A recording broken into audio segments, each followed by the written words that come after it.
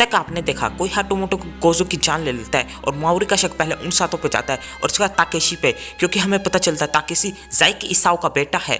और उसके बाद कोई तात्सुओ की भी जान ले लेता है, लेकिन हमें ये नहीं पता होता कि कौन लेता है और उन सब का शक अभी भी ताकेशी पे होता है। और अब आगे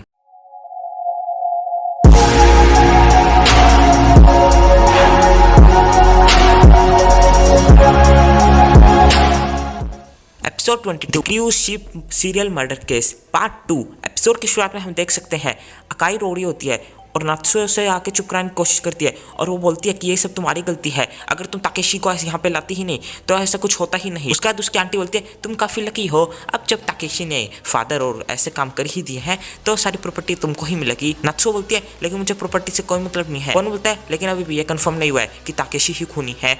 याद है ना वो दरवाजा तो हम लॉक करके गए थे और वो दरवाजा सिर्फ बाहर से खुल बंद हो सकता है। मारू बोलता है सही कहा और वो टूटा भी नहीं था, इसका मतलब तुम सब में से किसी ने उसकी मदद की है। मारू बोलता है कुछ ऐसा हुआ होगा जब तात्सुओ की जान ली गई, तुम तीनों अकेले थे और तुम तो एक रूम में थे। उसका पति बोलता है हाँ लेकिन मुझे नींद नहीं आ रही थी तो मैं कुछ वक्त के लिए चला गया। मारू बोलता है सेम सिचुएशन, तुम पास कोई एलिबी नहीं है तो तुम पांचों में से कोई भी खूनी हो सकता है जिसने साथ दिया। अकाई बोलते हैं रुको मुझे क्यों गिन रहे हो, मेरे तो पति की जान ली गई है। आंट बोलती है ज्यादा शरीफ मत बनो, मुझे पता है तुम्हारा और आदमियों के साथ चक्कर चल रहा था।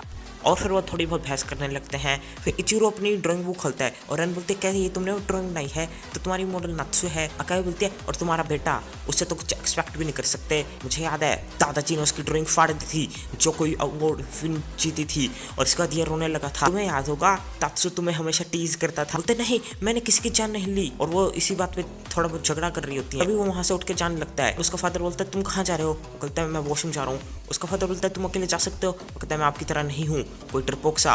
कौन पूछता है आखिर कोतारो में और उसके फादर में हुआ क्या था। बताता है कि कोतारो हमेशा हाटोमोटो फैमिली को छोड़ना चाहते थे क्योंकि वो समझते थे वो इतना बड़ा ग्रुप संभाल नहीं पाएंगे, लेकिन गोजो ने हमेशा इसका अपोज किया। अगर वो अपोज ना भी करते तो मुझे श्योर है कि उनकी वाइफ उसे अलाउ कर देती। तभी फिर उसको अपने बेटे की चिंता होने लगती है। तभी लाइट चली जाती है और माओरी बोलता है मैं अभी वहां जाके आता हूँ और तुम सब वॉशरूम की तरफ बढ़ो। और वो सब जाते हैं और तभी एक चिल्लाने की आवाज आती है इचिरो की। और जैसे वो देखते हैं तो इचिरो का पैर बहुत ज्यादा जख्मी होता है। नात्सुओ फर्स्ट एड बॉक्स लाने जाता है, उसमें पूछती है ये किसने किया। वो कहते मुझे पता नहीं, अंधेरा होता तो मुझे दिखा नहीं। तभी एक चाकू होता है और वो जोजी उठाता है और कहते ये तो मेरा चाकू है।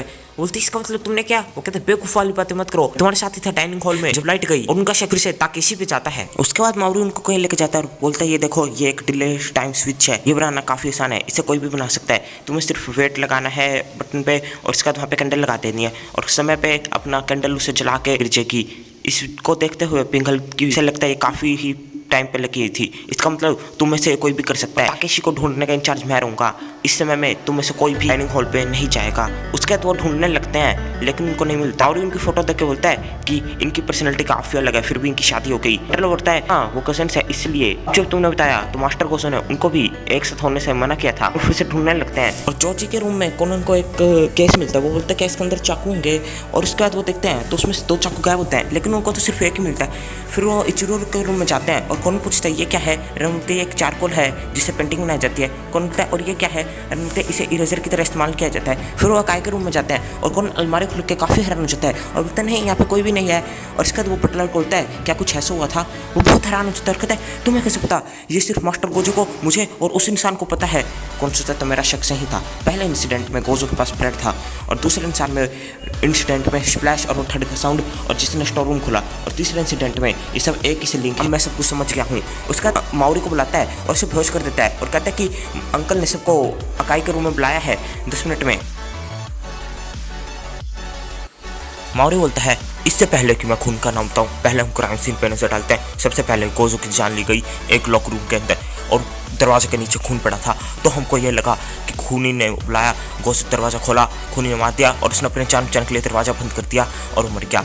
लेकिन तुम्हें क्या इसमें अजीब लगती अगर वो ऐसे जैसे कि हमें फ्लावर मिला तो वहाँ पे फ्लावर देख के उसे खून साफ कर दिया। उसने पहले वो खून साफ कर दिया अच्छी तरह और फ्लावर जान के अपने पर पीछे गिराया ताकि ये सारा शक ताकेशी पे जाए। दूसरा खून तात्सुओ का, पहले और तीसरे खून की तरह हमें वहाँ पे कोई फ्लावर चाकू नहीं मिला। मेरी कैलकुलेशन के हिसाब से उसने दूसरा खून प्लान नहीं किया था, तो तात्सो की जान क्यों ली गई? वो सवाल है इस केस में। यहाँ पे देखो 2 चाकू गायब हैं, एक तो हमको मिल गया तीसरे सीन में, लेकिन एक जरूर खूनी ने ऐसा किया होगा। खूनी ने वो चाकू समुद्र में फेंका, तात्सो ने ये करते हुए देख लिया, खूनी ने उसको मार दिया और तात्सो की भी इस तरीके से जान ले ली गई।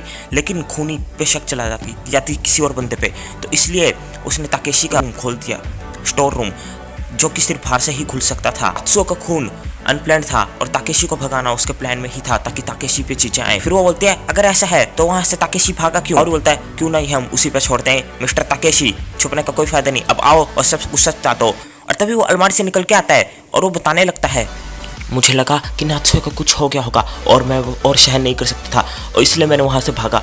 और जैसे मैंने देखा दरवाज़ा खुला है, मैं वहाँ से भागा और मैं डेक की तरफ गया, और वहाँ पे मुझे पता चला कि तात्सो मर चुका है और सभी बोल रहे थे कि ताकेशी ने किया होगा। मुझे पता था कि ये खून का इल्ज़ाम भी मेरे सिर पे आने वाला है, इसलिए मैं भागा अकाई के रूम में जो कि खुला हुआ था, और तब से लेकर अब तक मैं यहीं पर छुका हूँ। मारू बोलता है तीसरा प्लान सोच उसने एक बहुत बड़ी मिस्टेक कर दी। जब हम ताकेशी के बारे में बात कर रहे थे कि वो पूरी तरीके से साबित नहीं हुआ है कि वही खूनी है, तो उसे लगा कि वो भी सस्पेक्ट हो सकता है, और उसके बाद वो पैनिक हो गया, डर गया, और इसलिए उसने एक और प्लान के बारे में सोचा जो था तीसरा प्लान। वही प्लान करके उसने अपनी ही कब्र खोद दी।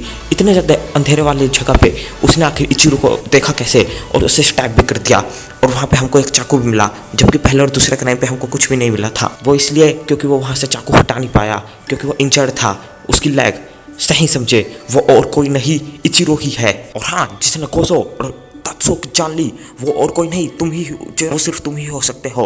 और उसने वो ब्लैकआउट किया, वो अंधेरा किया इसलिए ताकि अटैकर का नाम ना पता चल सके। अगर इचिरो सीधा यही कह देता कि ताकेशी ने आके उसको चाकू मारा है, तो उस पर सस्पेक्ट होने के चांसेस बढ़ सकते थे, जबकि दूसरी तरफ ताकेशी अपनी इनोसेंसी प्रूव कर रहा होता। तभी उसकी माँ बोलती है कि तुम सिर्फ बकवास कर रहे हो, तुम सिर्फ कैस कर रहे हो, क्या तुम्हारे पास कोई सबूत भी है? मारू बोलते ये रहा सबूत, ये ब्रेड का पीस जो कि लाश के पास खून में पड़ा था। इचिरो एक स्कूल स्टूडेंट आर्टिस्ट है, तो वो डेक पे भी, शिप डेक पे भी पेंटिंग कर रहा था। ब्रेड से इरेजर का इस्तेमाल भी होता है ब्रेड को, तो वो आर्टिस्ट की स्लीव्स में जाना एक आम बात है। तो जब उसने गोजो की जान ली, उसकी स्लीव्स में ब्रेड का पीस था जो कि खून में गिर गया। उसकी माँ बोलती है लेकिन उसके पास कोई रीज़न भी नहीं है मेरे फादर की जान लेने का। मारू बोलता है पहले तो मुझको भी ये समझ नहीं आया और बहुत समय लग गया, लेकिन अंत में मेरे को ये पता ही चल गया, और वो रीज़न है ये। उसके बाद वो पेंटिंग दिखाता है और काई उससे पेंटिंग लेती है, और उसमें सिर्फ नात्सो की पेंटिंग बन रही होती है, और तभी इचिरो आता है और उस पेंटिंग को खींचता है। मारू बोलता है हाँ वो रीज़न है कि वो नात्सो से प्यार करता था, और उसने ये कोजो से पहले कहा, नात्सो से कहने से पहले, लेकिन कोजो ने। तभी इचिरो बोलता है हाँ मैंने कहा था, दादाजी को मैंने कहा था कि मैं उससे प्यार करता हूँ और मैं नात्सो से शादी करना चाहता हूँ, लेकिन उसने कहा कि वो अपनी प्रीशियस नात्सो को मुझे बिल्कुल भी नहीं। और उसके बाद शिप डेक पे मैं पेंटिंग बना रहा था नात्सो की, और उन्होंने मेरी नात्सो के पेंटिंग के बारे में बहुत गलत कहा।